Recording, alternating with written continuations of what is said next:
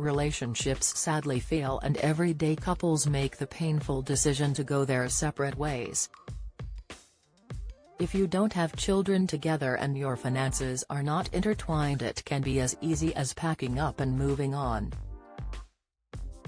But if you have kids to consider and joint finances to navigate, it can be a more difficult process to undertake. And then there is the emotional impact, which can often make negotiations over money and access to shared children more fraught.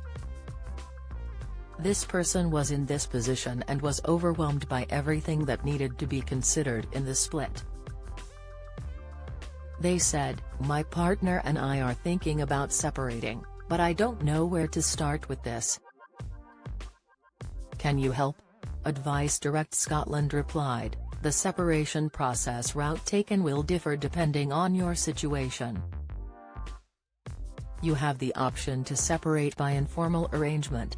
You will need to inform various organisations of your separation and may have a legal obligation to report this to your benefits office if you are in receipt of benefits, HMRC if you are getting tax credits, and your local council if you pay council tax or receive housing benefit or council tax reduction.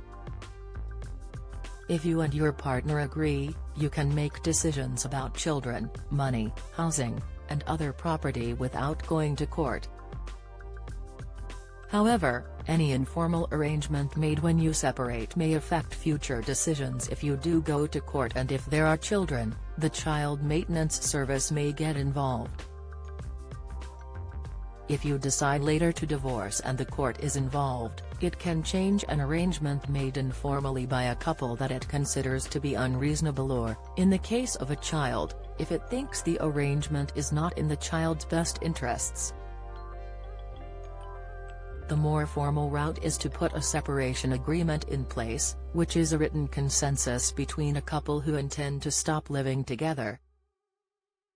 This sets out how they wish to sort out financial matters, property, and arrangements for the children.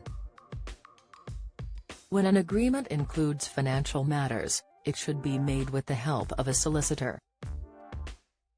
Examples of what you might want to include in an agreement are living and contact arrangements, agreement not to molest, annoy, or disturb the other partner, and information on agreed financial support for the other partner and children.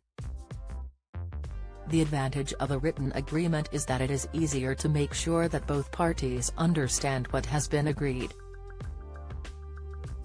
It also means that either partner can go to court to change this in the future, but these changes may only be what the court decides are unfair or unreasonable. It is advisable to consult a solicitor when drawing up a separation agreement, but you should work out the general areas you want to cover in advance, as reduced time spent with a solicitor could help keep legal costs down. You may be entitled to support for legal costs, and more information can be found by visiting the Scottish Legal Aid Board website at www.slab.org.uk. Another option is a judicial separation, which is a court order which stops the obligation of the partners of a civil partnership having to live together. It is quite rare to get a judicial separation, but it can be used by couples who have a moral or religious objection to dissolution of a civil partnership. Regardless of the route that you and your partner take, it is important to ensure that you inform the relevant bodies and organizations previously mentioned to ensure that you are receiving what you are entitled to in terms of benefits and discounts.